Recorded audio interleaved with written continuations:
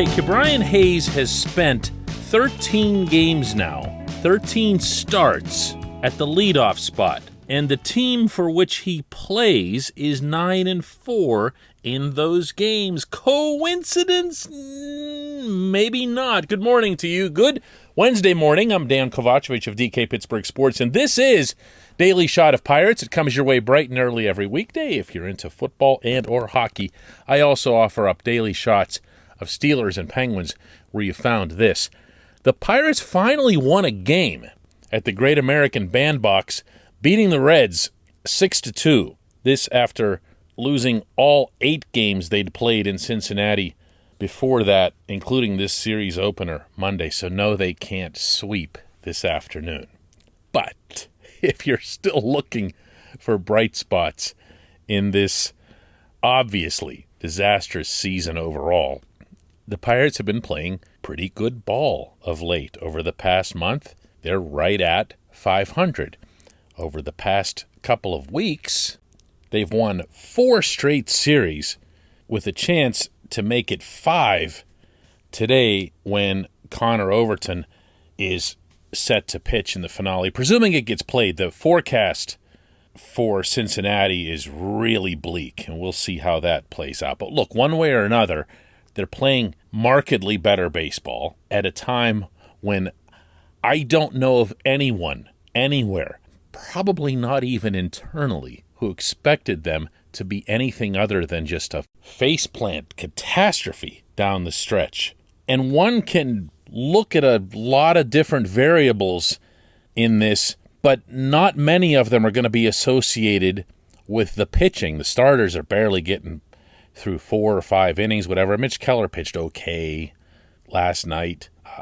The relievers are whatever until you get to Chris Stratton, although, again, Nick Mears had a great Houdini act, leaving bases loaded the way he did last night. If you're looking for constants rather than variables, you're looking at the guys who have hit the most consistently. One of those, very obviously, is Yoshi Tsutsugo, who had another big RBI double. But maybe the most reliable factor in all of this has been Ke'Bryan up at the top of the order. Now, this is not something that the Pirates had tried previously. Adam Frazier held down that spot for the better part of 4 months.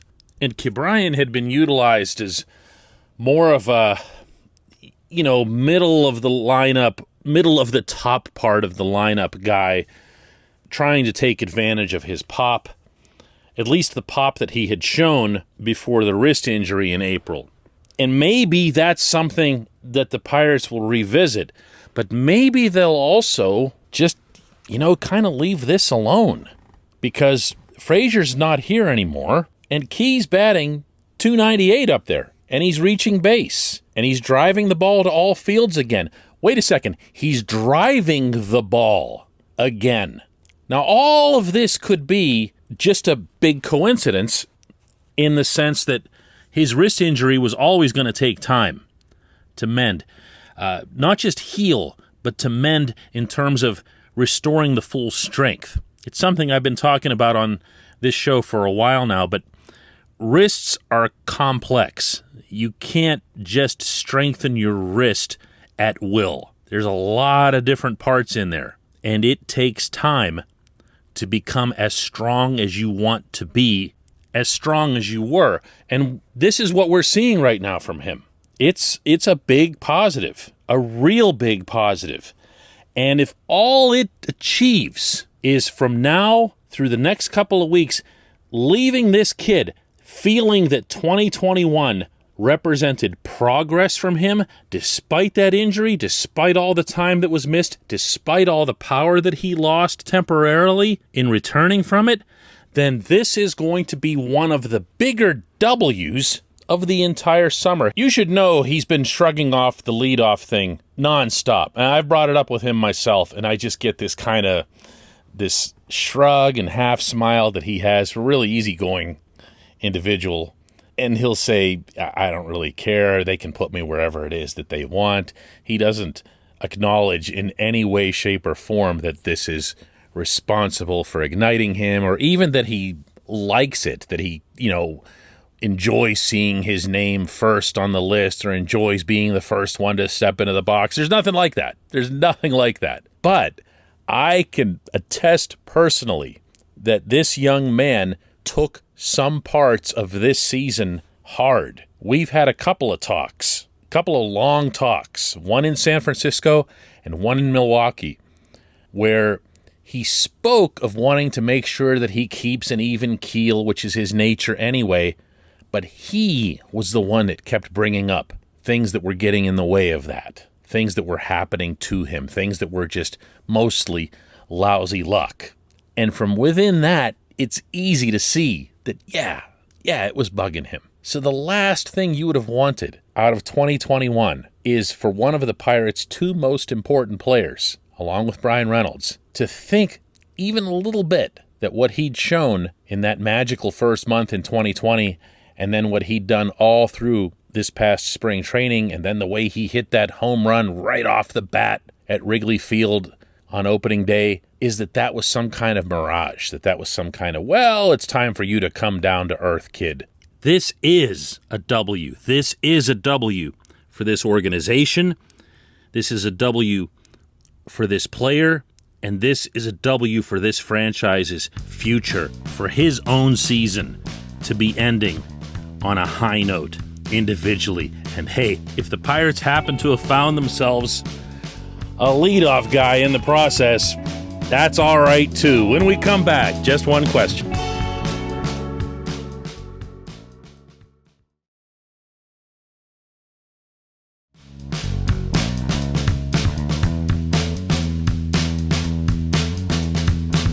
Welcome back. It's time for Just One Question. That's brought to you always on this program by the North Shore Tavern, directly across Federal Street from PNC Park, and the ideal place to watch a ball game on TV when the Pirates are out of town, as they are all week long. After Cincinnati, they're going out for 4 in Philadelphia. Check it out, and check out Steak on a Stone, and check out all of the baseball memorabilia that they have in this one-of-a-kind place. North Shore Tavern, right across Federal Street from PNC Park. Today's J1Q comes from Mike Anatori, who asks, is this current roster worse than the roster that finished 57-105 under John Russell?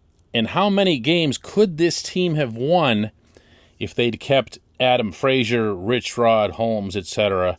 Not that I would have advocated for that. Well, I'm glad to hear the latter, Mike, because for the most part, the trades that were made around the time of the deadline, and those are all 3 of the guys that were sent out. I shouldn't say all 3. Tyler Anderson was moved out too. Have looked pretty good. You know, these are early returns. But getting Bryce Wilson, for example, for Rich Rod, that's a potential starter, and he's a lot younger. These are the kinds of trades that you want to make, that you need to make. The Frazier trade, even if you set aside that Adam has struggled immensely at times in San Diego, the return that the Pirates got there looks pretty promising, including among the prospects. The same goes for Holmes. I know Clay Holmes has done well in the Bronx. I also know he's Clay Holmes, and I also know that there's no way Ben Cherington or any GM should have been able to get that kind of return for him. I can promise you over time that one will play out in Pittsburgh's favor. But comparing this season to that season, take it from somebody who covered the Pirates on a daily basis, home and road everywhere for the Post-Gazette in 2010. This team, but more important, this organization has everything over what that one had at that time. There are a couple of similarities, including one positive one, which is that those Pirates in 2010 had a really, really good defensive infield with Jack Wilson, Freddie Sanchez, and others. This one, of course, had Kevin Newman hardly making any errors. Key, I've already talked about today at third base. Frazier is a good second baseman. Colin Moran's been reliable at first. And Jacob Stallings being the best defensive catcher in the game. There's been pluses for this team just like there were for that one.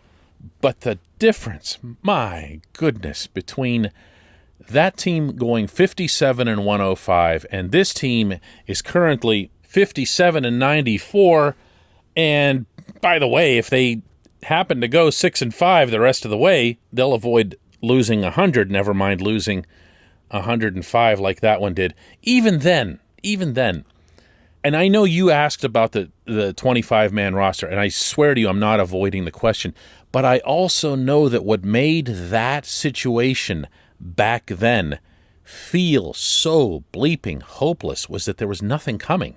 You had some masquerading going on, and you had some behind-the-scenes attempts by the Pirates to influence Baseball America and other rankings, but the reality was known. The reality of who was on the way and what they were like was known. Yeah, Kutch was part of that. Neil Walker, a couple others, but it wasn't what you're seeing now happen in Greensboro and in Altoona, and now you just saw a whole wave of players go from the Curve to Indianapolis to close out the International League season, since it was longer than the Double-A season.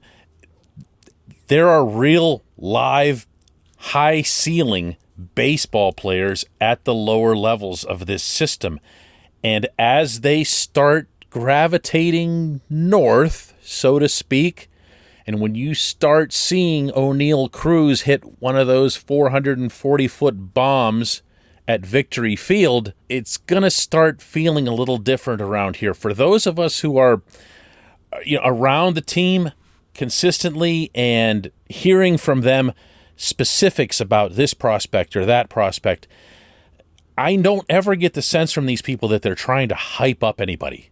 It's not in Cherington's DNA specifically. He's just not a hype-up guy, like, about anything. But I know from hearing from him and hearing from others in the organization that there is a legit excitement. I can tell you unequivocally that did not exist in 2010.